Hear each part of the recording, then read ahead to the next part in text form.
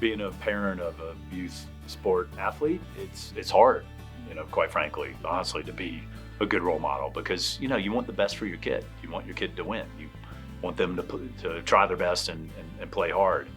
So it is really difficult sometimes. But I think you have to hold each other accountable. My wife and I do that. You have to know going in not to get taken up by the moment, and just remember your kids are always watching. And if they see you act in a way that one mistake can almost undercut, all the talks you've had about why it's important to be a great role model. Also, when episodes of poor sportsmanship happen, and unfortunately, things that we've seen happen in our kids' youth sporting events would have been unheard of when, 15, 20, 30 years ago when I was growing up playing.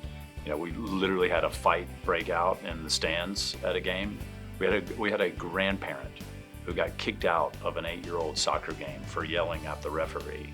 And so when we unfortunately see those events, as a family, we then talk about them and, discuss and dissect like how that happened and how emotions got the best of people and caused a really ugly, unfortunate incident.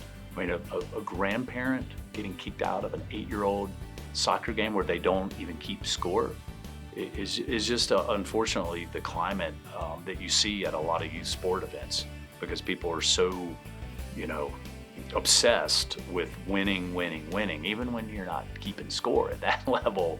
And one little call that may have been, not the right call, who knows? Someone just totally loses control over it. That's the culture, unfortunately, to some extent. Not always, and it's not the majority of it, but when you do see it, making sure, what we've decided to do with our kids is making sure we discuss that and ensure that, we understand why that potentially happened and how that's totally unacceptable. But you just have to remember they're watching, and how you act on the sidelines is and our kids have called us out on it at times. And so we just really want to try to be a good role model and emulate the things that we're talking to them about. So it's not just them hearing how behavior should happen from their end on the field, but they see it in us as well. And, of course, cheer and clap and encourage, and not, drill the kids or criticize the kids or try to coach from the sideline.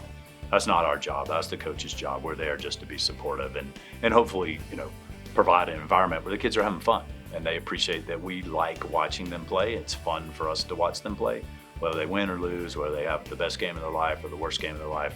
Just being out there as a family and watching them play is really fun and special for us.